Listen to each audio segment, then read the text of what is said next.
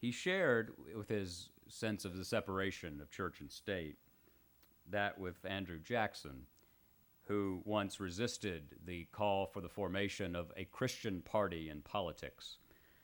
I submit that those who think that Jerry Falwell just invented all this could do well to read about 1827.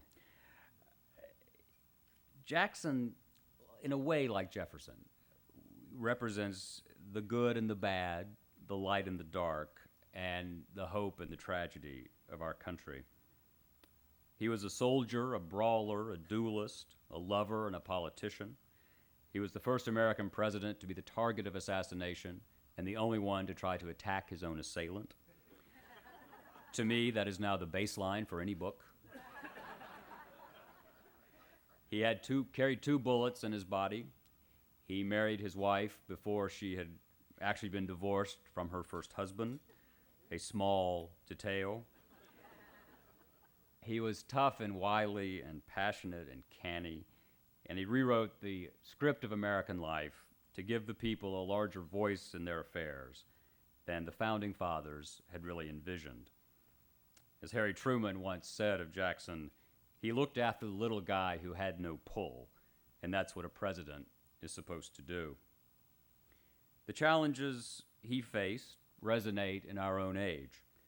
He believed the financial sector of the American economy was spoiled, corrupt, and bad for the overall health of the nation. And so he destroyed, at great length, great drama, and great cost, the second bank of the United States. Lord knows what Jim Cramer would have done with that battle. Just the screaming alone would blow out the microphones. He wanted the country to be a respected force around the world, and so he was quick to send forces, like Jefferson, to confront pirates, and he engaged in an epic diplomatic battle against France when the Chamber of Deputies refused to pay money it owed the United States. He thought the American Union sacred, and so he threatened civil war to put down radicals in South Carolina who were considering moves that could lead to secession. He was convinced, like Jefferson, that church and state should remain separate, and so he resisted calls for that Christian party and declined to even sign a resolution calling for a day of prayer in the midst of a cholera epidemic.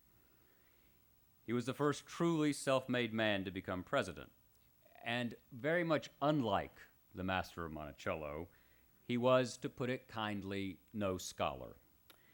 When Harvard University voted to give him an honorary degree in 1833, a Massachusetts newspaper wrote that he deserved an ASS more than an LLD. From afar, the man Jackson had defeated for the White House, John Quincy Adams, was so horrified that his alma mater was recognizing a man that whom he thought was a barbarian who could scarcely spell his own name, refused to attend. Working in part from the tradition established by Jefferson when he bought Louisiana, Jackson was the first president to assert that he was the direct representative of the American people, and he created a dramatic narrative in which he was the champion of the masses, fighting corrupt elites, and he decided who was a corrupt elite. Whether his foes were South Carolina radicals, the aristocratic Bank of the United States, or, as always, France, he always claimed the moral high ground. It drove his enemies crazy, but emboldened and motivated his own supporters beyond measure.